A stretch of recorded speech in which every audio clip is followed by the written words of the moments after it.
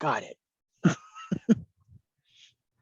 Hi, everybody. Welcome today. We're so happy to have you. We're going to have a good group today. Right now, you do have your cameras off, but we might have a chance to turn them back on during the program, so that's okay. If you don't want to be recorded and you want to just leave your camera off, that's fine. You will be muted, however, and if you'd like to ask any questions during the program, you can just enter them into chat, and then I will share them when we have breaks in our program. So thank you so much. That's all the housekeeping. I'm Margaret Kinzinger-Klopfer. I'm a coordinating librarian for the County of San Luis Obispo Public Library. And we are very excited to have a ports program with Columbia State Historic Park. And we have a real true park ranger here with us to share all kinds of great information about that. So thank you so much for hosting our program today, Caleb. You are welcome. So good afternoon, everyone. Like Margaret said, my name is Caleb, and I work for California State Parks. I am the ports interpreter here at Columbia State Historic Park. And Columbia State Historic Park is one of the 279 parks in the state of California, and we are an old gold mining town. And we're going to kind of explore today is a little bit about the gold rush community here in Columbia. And the community members we're going to look at today is our gold miners and how they lived. That's what this is right here, our old mining claim. And then we're going to look at some of our merchants and some of the things that they did with our gold miners, and a little concept that we like to call our merchants mining the miners. And that means we're going to go into an old merchant store today too. All right. So I'm going to pop up a map real quick. Oh, if I'm able to share my screen here, I don't know if I need some different rights to do that, but I'll show everybody a map here in just a second. You're all set now. Awesome. Because I like to show everybody, I punched in the zip code down there so everybody can kind of get an idea of where I'm at and where you are. And that's the ocean. I don't know why my Google Maps like to do that, but it always likes to show the ocean there. So San Luis Obispo is about 5 hours south and westish of where I am at. I am up here in the foothills of the Sierra Nevada mountains at one of the many places that gold miners rushed to in 1849, hoping to strike it rich. And I'm going to kind of pose a question to everybody. And I'm also going to apologize now. My allergies are bugging me. So if I clear my throat multiple times, that's why. But my first question to everyone is, the first thought that pops into your head when I say the word gold miner, is that just one gold miner, standing by a river with a gold pan, just all by themselves? Or maybe is the first thought that pops into your head a group of miners on a claim or going into a cave? How about thieves of indigenous lands? Okay, that's a good thought too. So for most of our gold mining areas here, or towns like Columbia, it was gold miners working together on the claims. So they lived and they worked together on these claims. I'm going to spin us around here so we can kind of get a good look at our old mining camp here.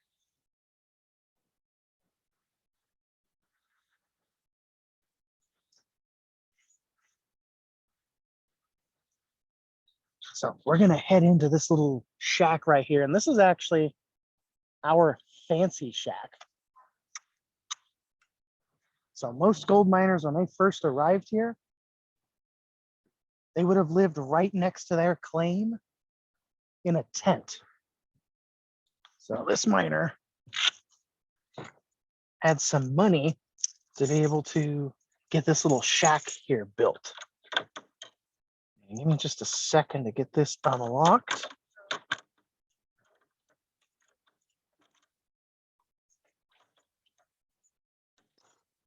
And we can take a look inside at how some of our gold miners lived. And I normally like to compare this shack with our bedrooms at home.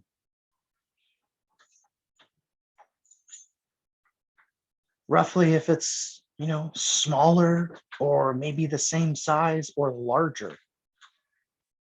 So with those comparisons in mind, how about we type that in chat if you think this little shack is smaller, the same size, or larger than your bedroom at home.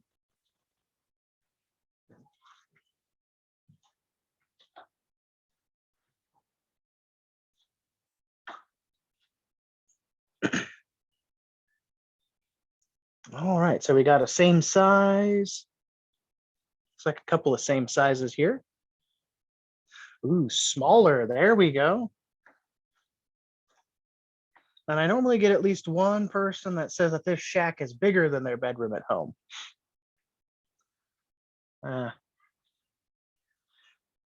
Tolerable. That's a good size too. Now my bedroom is a little bit bigger than this shack, but that's just our bedrooms. This was an entire house.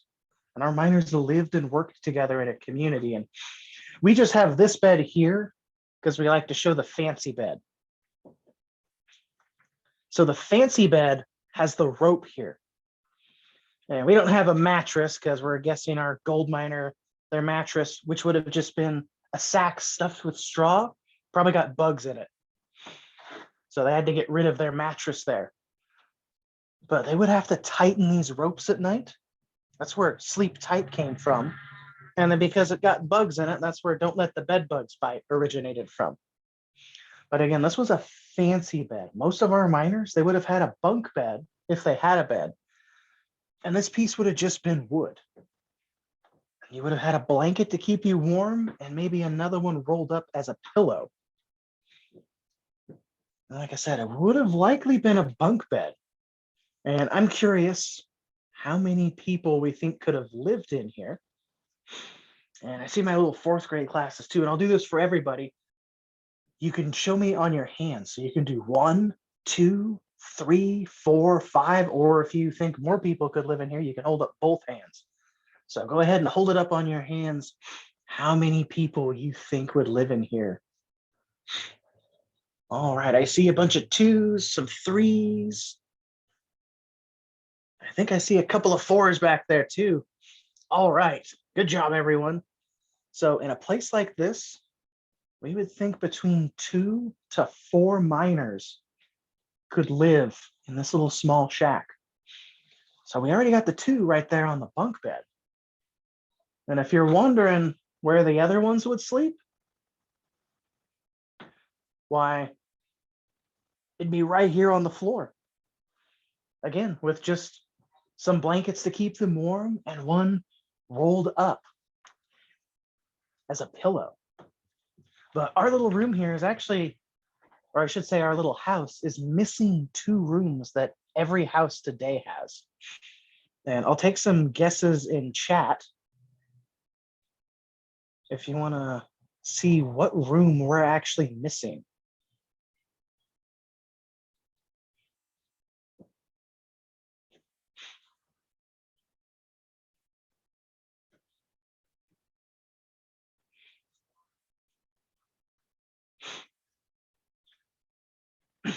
Ah, the kitchen and the bathroom. Good job. Those are the 2 that we are missing. Yep, the bathroom. I'm going to show everybody the kitchen first. And we'll actually look at what some of the things that our miners ate too in a little bit. But this is an example of a kitchen. And we kind of have a big old coffee pot there, but you probably could have cooked some soup in it. Most of our miners early on would have just cooked outside in a fire pit like this. And as far as the restroom goes, would have been on the other side of a big bush. or maybe a tree. They would have just dug a hole in the ground, and it still would have been close by to their mining camp. And we know today we should be washing our hands after we go to the restroom, but I don't know about you, I don't see any water here. So Colombia doesn't have a natural permanent supply of water. One had to be brought here. And I'll have someone remind me later because I'll show you part of the old ditch system at the end of the program. But because water was a precious, precious commodity here, they used it for gold mining. A lot of our miners didn't really care about washing their hands after using the bathroom or even taking a bath or washing their clothes. In fact, they kind of had the reputation of being rather stinky. But they still lived and worked together. And now what I'm going to show you all is a very important reason for why our miners lived and worked together. I'm going to show you all how to gold mine here. So we have an actual mining demonstration for this. And the type of mining that we had in Colombia was placer mining.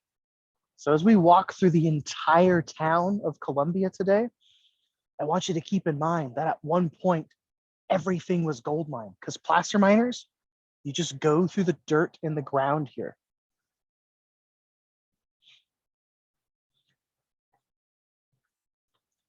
And I'm about to do the job of 3 people. So before our program, I did the first job. I put a little bit of dirt on our rocker box here. And I'm going to move my tools out of the way so y'all have a better view. These are all tools that our gold miners would need to use to break apart the soil.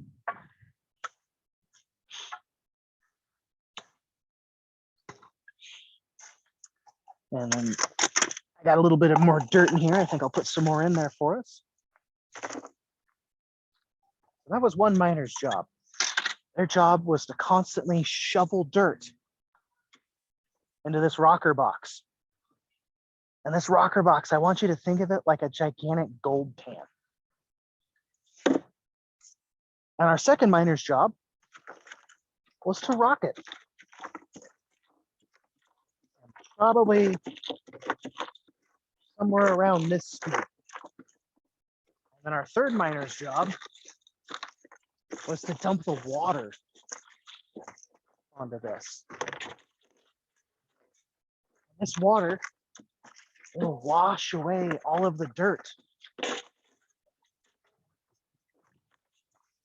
Some of the smaller parts, and it'll come right out the bottom there.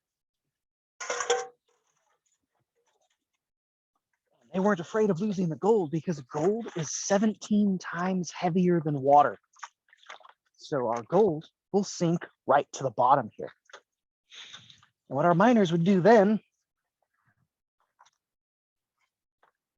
is go through the top of this. And they wish they could find a nugget this big, but they rarely found gold large enough to get stuck up here. Most of the gold we found here was little specks or flakes. So this wasn't gold, so our miners would have just thrown it out. Same with that piece. They would have just thrown it out, and that clump of grass. Then, after going through that, they would have looked on this piece of canvas, which is normally really good at catching gold, but you can see we kind of got a hole here. But it would still catch this gold, and they would pan it out further. And then our rocker box has these little ribs here that also catch dirt. So our gold miners would go through this as well. And if you can't tell, gold mining is kind of a dirty job. But one of the most important things that they needed for this kind of mining was water. And since we didn't have a natural supply of water here in Colombia, in the summertime, when all the water dried up, well, all the miners went away, except are Chilean miners.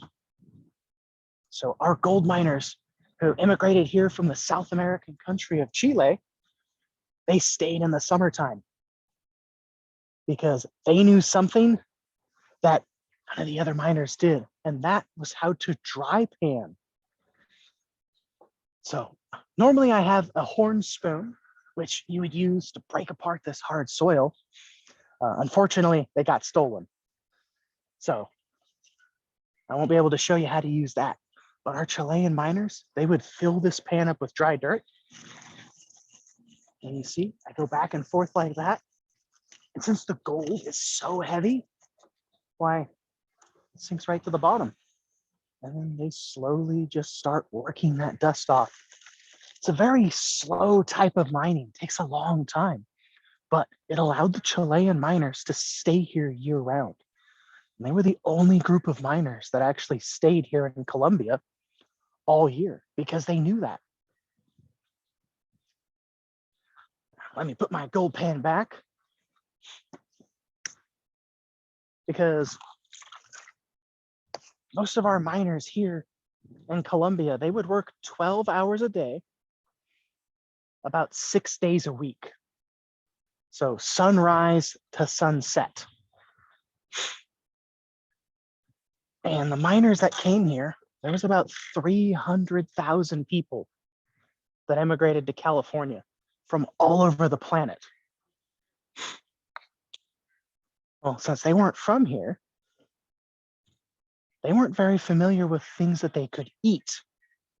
And with knowing that they worked 12 hours a day, I don't know about you, I'd be pretty hungry at the end of that workday. So the food, like our miners, they brought it with them at the start. So it came from all over the world too. And I have just a few examples of some of the foods that were brought here. The most common one, and this kind of food and types of it dates back millennia, thousands of years. This is something called hardtack. It's a piece of dried bread. It's made of flour, salt, and water. And this one got wet the other day, but I think it's dry enough now.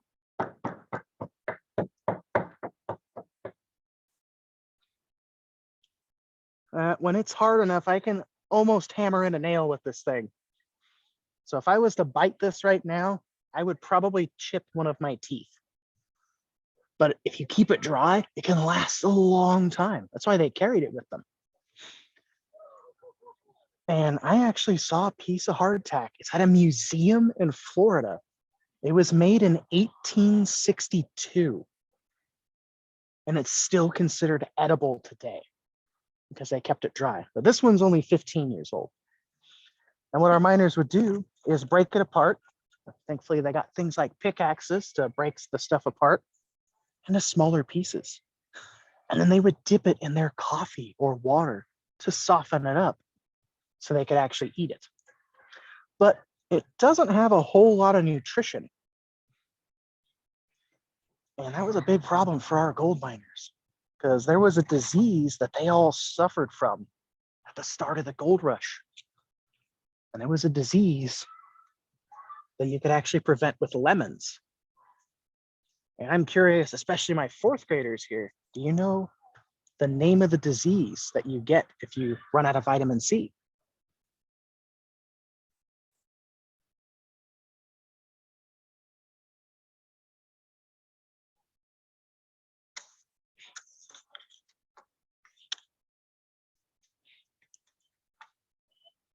So if you need a hint, it starts with the letter S. I think everybody's heading to the chat. Aha, yep. So while you're typing that, I'll let you know that lemons had to be brought here too, like the rest of the food. And then a little concept we're going to look at here in a second is why things were so expensive in the gold rush, because our merchants charged our miners a lot of money for these lemons. Oh, there we go. So the disease that it prevented was scurvy. So that's a disease you get if you don't have enough vitamin C. Your teeth can fall out and you eventually die. And that was a big problem for our gold miners and sailors, the people that sailed around the world. So they would have to carry lemons with them, and they would just cut it in half and suck on the lemon. Or if they had limes or even oranges. But other foods like meats, they wouldn't last the long journeys to California. So our overland journey would take about 3 to 6 months to get here, and the overseas journey could take 4 to 8 months. So the way to preserve things like meat was to salt and dry them. So I'm curious, I want to see a show of hands if you've had beef jerky before. Oop. All right, you can go ahead and put your hands down. So beef jerky was originally a survival food. That was meat that they would dry and they could carry it with them. Or if you've had Spam, that's very similar to the old salt pork. So the same thing. And that's why our miners would have a sack of salt with them to preserve some of their food. Because not everything preserved nicely, like these beans here. These, you could just keep them dry and they'll last a long time. You had to salt it, but it wasn't something that would taste good salty, like peaches. You had to can it. And this is a can of peaches that came from New York City. This was a way for them to preserve the food. But cans had their own problems. They were lined with lead, which means a few of our miners who ate too much food from a can, they ended up getting lead poisoning. This can right here comes to us from London, and it's a can of ox cheek soup, which is something that I've had myself. It's actually pretty good. And then I have two of our miners' favorite foods in the gold rush. Oops, your camera turned off. Oh, sorry. There we go, I'm back. So this right here is a can of sardines. So the fish with the little eyeballs in them, our miners would just pop this open and eat them right from the can. And then the same thing with oysters. So they love these foods. And especially for our miners, since people came from all over the world and brought foods with them, they were able to, for one of the first times ever, to taste things from all over the world.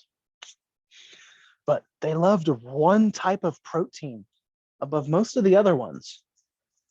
And that was this right here. I'm sure we all know what this is. It's our lovely little chicken egg. But like our gold miners, chickens, they're not from California. They're actually not from the North American continent. They came from Asia and from Europe. So these were brought over with immigrants too. But when everybody rushed out to California, they forgot to bring chickens with them. So the first few miners that brought chickens had a gold mine selling the eggs because these were very expensive, because our merchants were able to mine the miners with almost all the things that they sold. And I want to see a few guesses in chat as to how much you think a single chicken egg would have cost in the gold rush. And to give you a little help, today, I think you can still get a dozen eggs for under $5.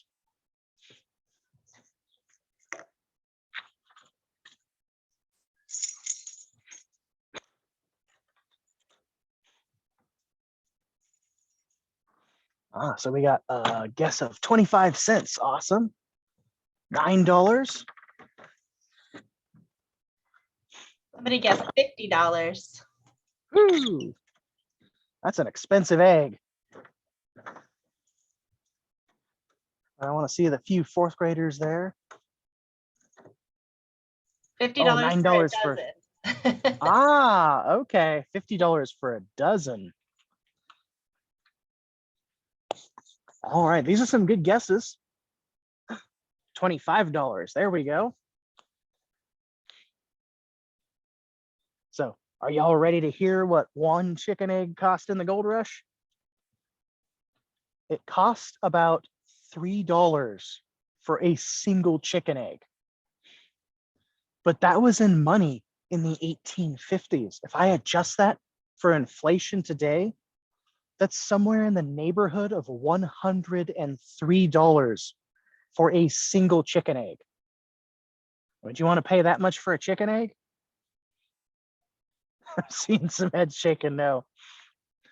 Yeah, our miners, they did though. They were willing to pay that much. They actually got a lot of gold out of the ground the first couple of years of the gold rush.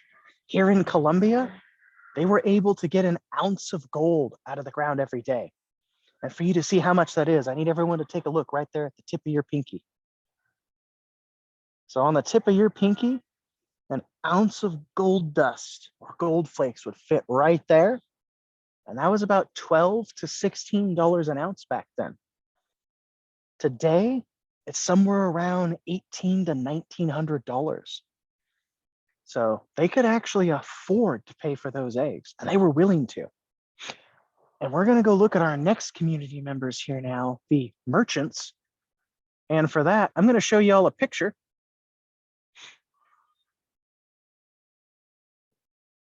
of some other items that our merchants sold. Whoop. Trying to get my phone to cooperate, sorry. So here's the reason why everybody rushed to California. And these are our three items. What we have here is a pound of coffee, which I wouldn't call that a necessary item for our gold miners, but they definitely like the nice little pick-me-up in the morning. So think about how much that would have cost. Then we have a pickaxe. And a pickaxe is something that is completely necessary for our gold miners. The soil here can get really hard, so they needed pickaxes to break through the ground. And finally, we have a good sturdy pair of boots. Because if you're going to stand on your feet for 12 hours a day, you need some good support. So I'll give everybody a few seconds to think about how much they cost. And if you want, you can either take the guess and money in their time, or you can adjust it to the money for today. Because when I show you all the price, it'll be adjusted for today.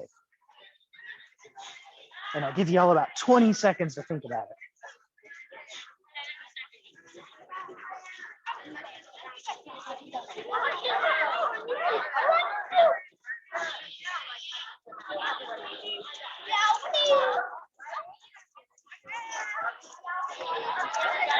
All right, go ahead and type to me in chat. Let's see how much we think the coffee would have cost. And while you do that, I'm going to walk us to our store. So we got $15 for a pound of coffee.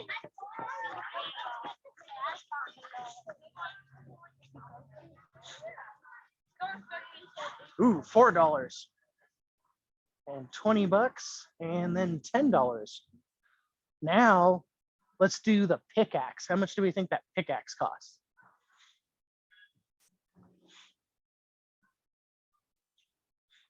$50. Another guess of 50. And another guess of 50. I think the consensus is the pickaxe is, oh, there we go, 15. Good job being different. And finally, that pair of boots. How much do we think the boots would have cost?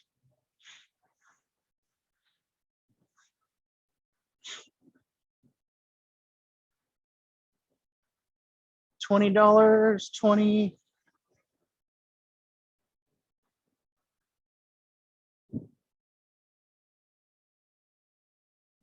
And 15.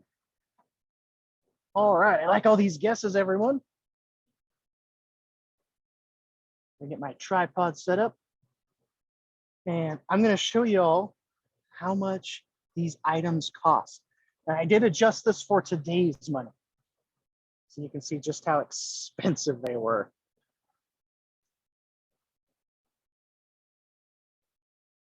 So what we have here is a pound of coffee for $1,200. And I like coffee, but I don't think I like it quite that much. And we have a pickaxe for $3,000. And finally, a pair of boots for $1,500. Those are some pretty expensive items. So I'm curious if we want to give a few thoughts as to why were things so expensive during the gold rush?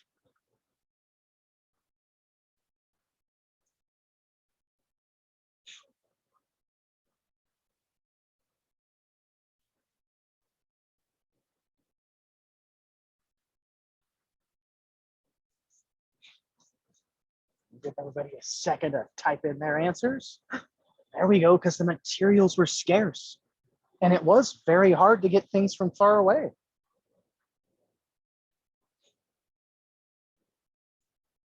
Those are both really good thoughts. I see a few other people typing in. The money was not as great. Okay, that's a good thought.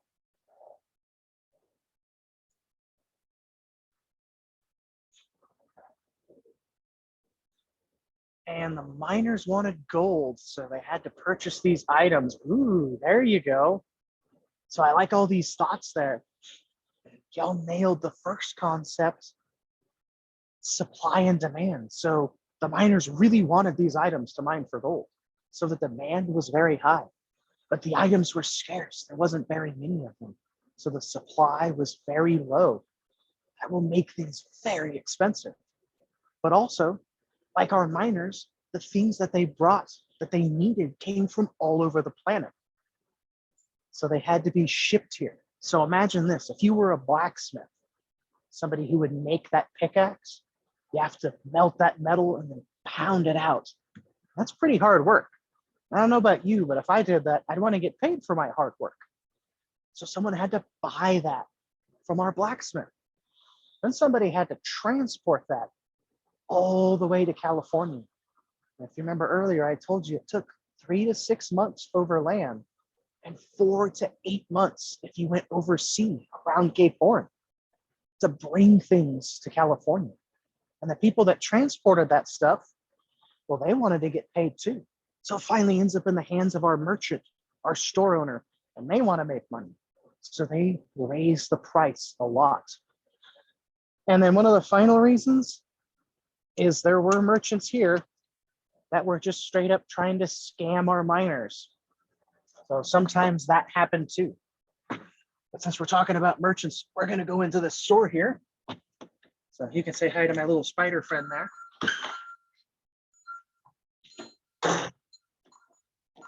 All right. So this little spot that we're going into, this is giving you all a VIP tour. Because if you were to come to the park, which I do hope you all are able to one day, you can only see this exhibit from the 2 windows there. But I wanted to give you all a VIP tour of this old store. And we keep it locked and alarmed because some of the things that we have in here are actual artifacts. They are from the gold rush. And what I like to do is I will have you raise your hands when I scan through 3 specific items. We're going to look at the whole store. The first item we're going to look for is a calculator. So when we see the gold rush calculator, you can raise our hands. Oh, and just to show you how old some of these things are, this is the year that this fireplace was made. 1874. And we're still on the lookout for our calculator. Does anybody see it yet? Oh, there we go. There's hands. So this is an abacus, our gold rush calculator. And I highly recommend, if you've never seen one used, look it up on YouTube. There's some really cool videos of people using these. And they're super fast. And the next item we're going to look for is a turtle shell. So we'll raise our hands when we see that. Oh, there we go.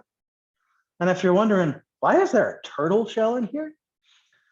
Well, that's because it was a fad or the popular thing to do during the gold rush to eat turtle liver and turtle soup. And unfortunately for the turtles, it was so popular that a few species were nearly hunted to extinction. In fact, they're still trying to recover to this day from being overhunted during the gold rush. And next up, we're going to look for our dominoes. That's our last item.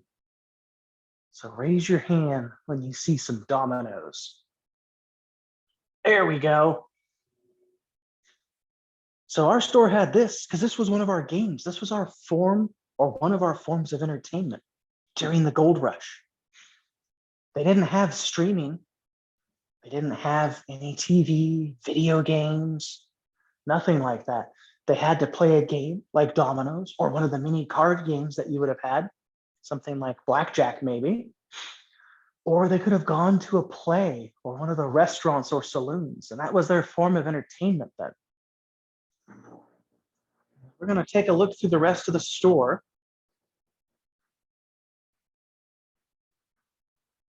And I want to take a couple of guesses of what kind of store I'm in. This is actually a pretty important store for our gold miners. So type it to me in the chat. Look at some of our other items right here.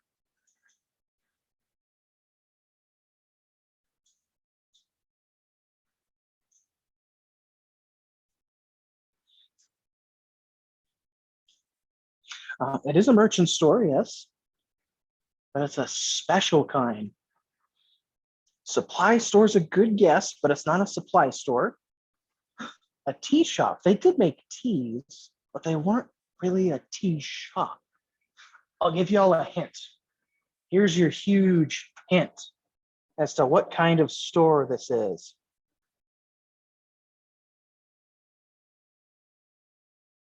Ooh, I saw a drugstore and then I also saw a Chinese medical store. So you were both correct. This was a gold rush pharmacy and our merchant was an immigrant from China. So we call this the Chinese store. So think of this as the 1800s version of Rite Aid, Walgreens, or CVS. And it was important because our miners, they got sick too. And they would come here and our merchant would typically make them something with all of the herbs that he had. That's what these drawers held. It's all of the herbs and spices. And our merchant could make something like a tea for the miners so they could start feeling better. And we have this store here because 1 in 10 immigrants during the gold rush came from China. So 10% of the people that immigrated to California came from the country of China. And at the start of the gold rush, for the first year or so, for the most part, the gold miners got along. They would live and work together in the community. As more people started coming here and as the gold started getting harder to find, the state of California ended up passing a law called the Foreign Miners Tax. And the Foreign Miners Tax meant that if you weren't from the United States, you weren't a US citizen, then you had to pay a $20 a month fee to be able to gold mine, which meant our Chinese immigrants here, well, it was almost too expensive for them to gold mine. With all the other bills that they had to pay from the water company and everything, they just weren't making any money gold mining. That's what some of the people were hoping would happen. But instead of leaving, our Chinese immigrants became merchants. So they ended up opening stores like this pharmacy or restaurants or even laundromats. And our merchants were actually the ones that made the most money in the gold rush.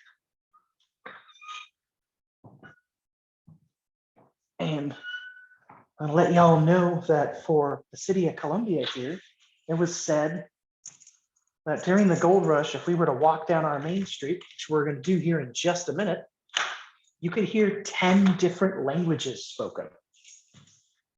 So go ahead and type to me in chat what languages you think would have been spoken here in a place like Colombia.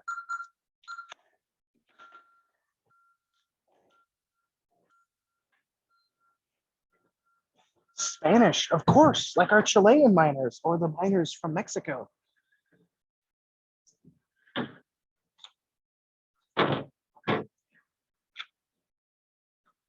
Chinese, German, and Spanish, of course. And China has a couple of different languages that they speak. Oh, and of course, English, yes. All of the immigrants from the United States and England and Australia spoke English. Italian, that's a good one. Japanese, yes. Give me a couple more.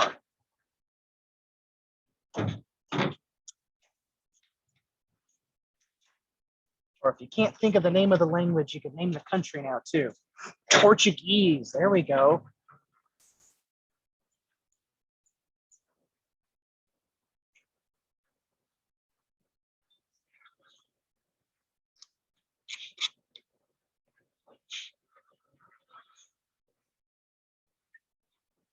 So I liked all the language. Korean, that's a good one. We did have a few Korean immigrants here. But there's one other language that was spoken here that hasn't been put in chat. Mandarin. Oh, and someone put that language in there for me. Thank you. So the other language I was thinking of was the one that everybody else spoke. The people, or I should say the people that were here before everyone else. That was the Native Americans. So the Native Americans that we had here in Colombia were the Niwa Tribe. And they actually knew about the gold here. They knew the gold was here. Oop. There we go. Sorry, my camera shut off for a second. But the Miwok tribe, they knew that the gold was here. They knew it for thousands of years because they lived here for that long. But they weren't too concerned with it. It wasn't very useful to them. Do you remember when we looked at the food that I told you? Well, our gold miners, they didn't know what they couldn't eat here. So they had to bring their food. But all the Native Americans, they knew exactly what they could eat. And what was gold to them was this right here. This little acorn. And every year in the fall, the tribes would get together. It was like a big community event almost, where they would get together and they would gather thousands and thousands of acorns. And they would go to places with grinding rocks. It's a nice big flat rock that has bowl shapes in them from thousands of years of grinding. And they would crack open the acorns and grind it into a powder. But you see, if I was to eat this acorn right now, I would actually get sick. Same thing with the gold miners back then, because they didn't know what the Native Americans did. And that was how to remove the tannin, the tannic acid in the acorns. And I bet almost all of you have actually tasted that before. Give me a show of hands who's ever bit into a piece of fruit that wasn't ripe. So you bit into that piece of fruit and it kind of tasted sour almost. Yeah, it looks like almost everybody. All right, you can put your hands down. That is from the tannin. The tannin gives it that bitter flavor. And if you eat too much of it, like in the acorns, it can hurt your stomach. But the Native Americans, they knew how to remove it. So after they were done grinding it, they would boil that acorn flour, and that would remove the tannin, making it safe to eat. And now they're left with their flour to make their breads and their soups. But the gold rush for our Native Americans here, it was not very good for them. It changed their way of life completely. See, at the start of the gold rush, there was 300,000 Native Americans in the state of California. By the time the gold rush ended, there was only around 36,000. Due in part to many of the diseases that the immigrants from all over the world brought, but also due to the mistreatment from some of the miners. Like I told you at the start, everyone seemed to be getting along, but as the gold got harder to find, people would pass laws or even force people off their land so they could look for gold. And that's what happened to the Native Americans. Many of the people that came here forced them off the land and even killed them so they could get to the gold. But they did survive to this day, and they're still actually very involved in our community today. I hope everyone enjoyed the little Gold Rush Communities presentation. And what I'm gonna do now is walk us over to that street so we can walk up our main street, which, by the way, was made a main street from a path made by the Native Americans. This was a trade route that they had made and used for thousands of years. But what I want to do is answer questions now about the gold rush while we walk through the town of Columbia. So if you have any questions for me, go ahead and type those in chat, and I will show you around our town here. So I have a question for you from the very beginning. All right. When you were in that little shack, what was the giant barrel? That would have just been used to hold whatever the miner wanted, probably water.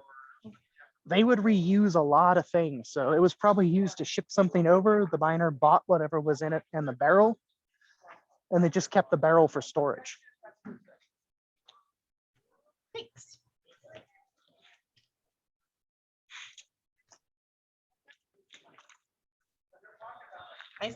Oh, where did they get their vitamins? They would have to get that from eating their fruits and vegetables. They didn't have multivitamins like we do today.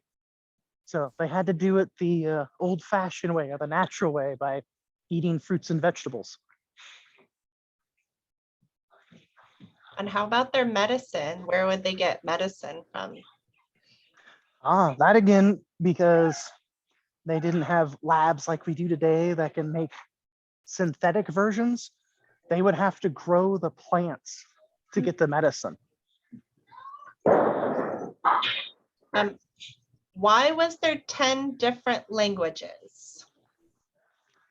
That was just kind of a legend or a saying here in Colombia to essentially talk about how many people were here or how many different people came to this city of Columbia. Because at our peak, we had 20,000 people in this little town.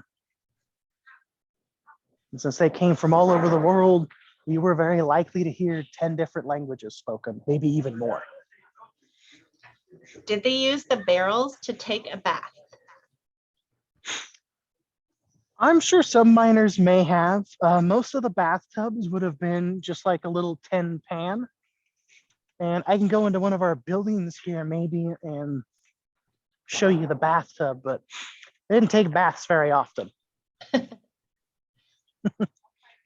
How big could the gold be? And I'm guessing they mean like nuggets. That was a question from 4th grade. The largest nugget found here in Columbia was about 6 pounds.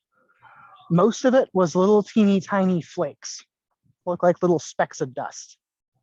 How much would a 6-pound nugget be worth? I'll let the 4th graders do the math. So an ounce of gold was $12 to $16. So we'll just say $12. So multiply that by however many ounces are in a pound, and then multiply it again by 6, and you'll have your answer. I gave you math homework. Who was the richest person in Columbia? That would be Mr. D.O. Mills. He was the owner of the first bank and the water company, which I'm glad that kind of reminded me. I was going to show you part of the ditch that was used to bring water here. It was a very expensive undertaking. And Mr. Mills, this is part of the old system here. We use it as a drainage ditch now. But they brought water here and would charge our miners between $4 to $8 a day, depending on how much water they wanted to use. So he was very, very, very wealthy. how did they sleep on those uncomfortable beds? I guess you just get used to it if you're used to sleeping on the ground, if you went the overland route. And we're actually going to go in this store. This store here, the California store, has a straw mattress that I can show y'all, and a bathtub.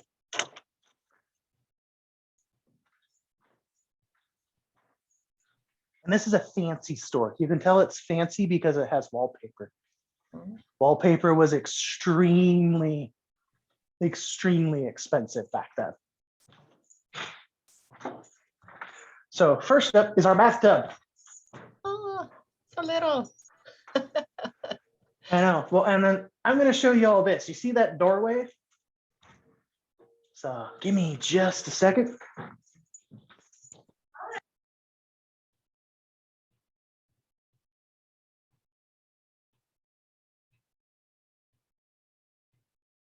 So let me show you all through the door here,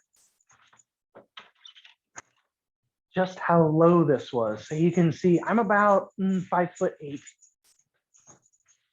and I'm not that far from the top of this doorway there. That's because people weren't as tall back then as they are today, which is why this bathtub is actually normal sized for back then. And here's our bed.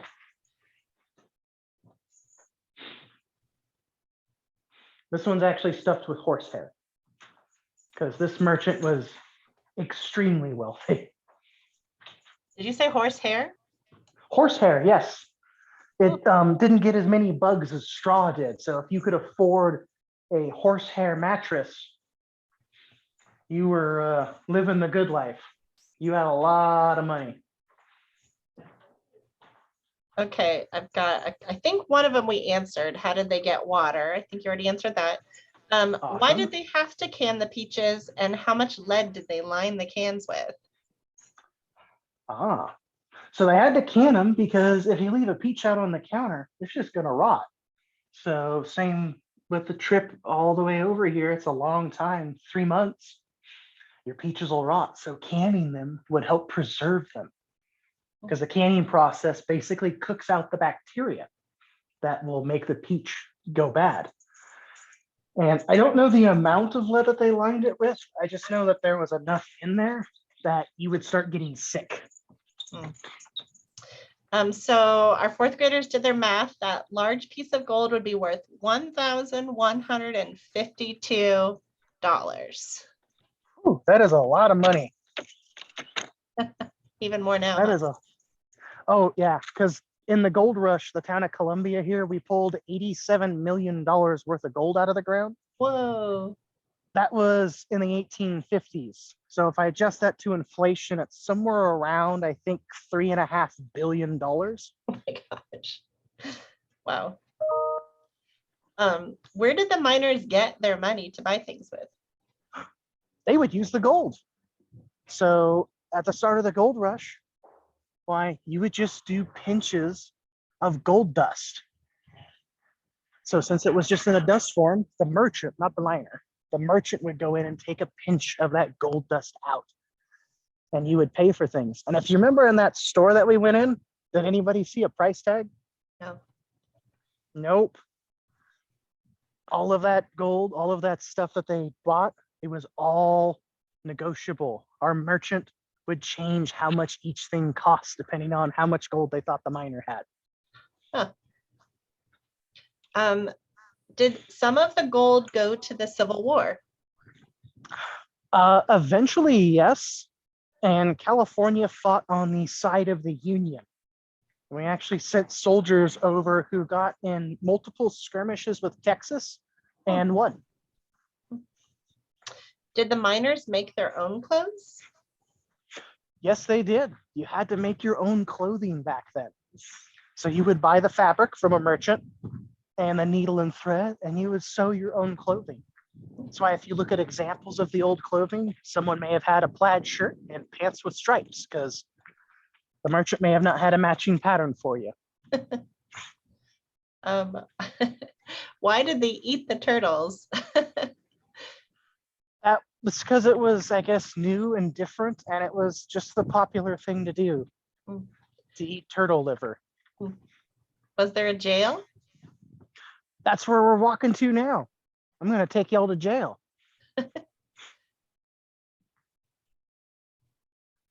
So this jail right here was built, I believe, in the 1880s. It's one of the, I think it's the second or third jail we had here in the city of Columbia. And it only had 2 cells that they would use to just temporarily hold the prisoners. So they transported them to the city of Sonora, where we had our larger jail and where the sheriff and his deputies were. And I'll show you all the accommodations. So if you committed a crime here, that would be your bed, just a piece of wood with a blanket. Everyone see that bucket right there in the back in the right-hand corner? That would have been your bathroom if you had to go to the bathroom in the middle of the night. And that barrel, nightstand, or maybe it held your water. And then you would have been given a piece of hardtack as your meal. So crime doesn't pay. Okay, I think this will be our last 2 questions. Oh, last 3 questions. Okay, I think this will be our last 3. Did the Awesome. miners have toilet paper? You know, I don't remember the exact year that toilet paper was invented, but people would oftentimes use sponges or rags before toilet paper. Did the miners shave?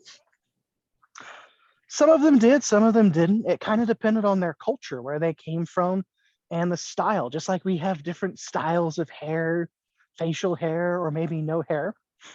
The miners, it was no different then. So just wherever you came from, you would stick with that style likely. Mhm. And then our last question is, did the miners have wives and children, and did they live here with them? That is a very good question. And I can also tell you a little bit too about what women did in the gold rush. So at the very start of the gold rush, for the first couple years, it was just young men that came here under the age of 30. This place was kind of wild and crazy. There was a lot of crime. After 1852, there was a law that was passed in California called the Sole Trader Act. See, before then, women couldn't own and operate businesses. California was one of the first places that allowed women to come here and actually run businesses. So we had a mass migration of women here, and they brought their children. So then we had a lot of families come here. And a lot of the businesses here in Columbia were owned and operated by women, like our hotel or the boarding house, or even a lot of our restaurants. Oh, that's so interesting. Thank you so much for this tour. This has been amazing. And thank you to everybody who came and joined us today. Yeah, thank you to everybody who came. And before I let y'all go, I do want to encourage you to actually come to Columbia State Historic Park. I know it might be a bit of a drive, but it'd be cool if you were able to come here.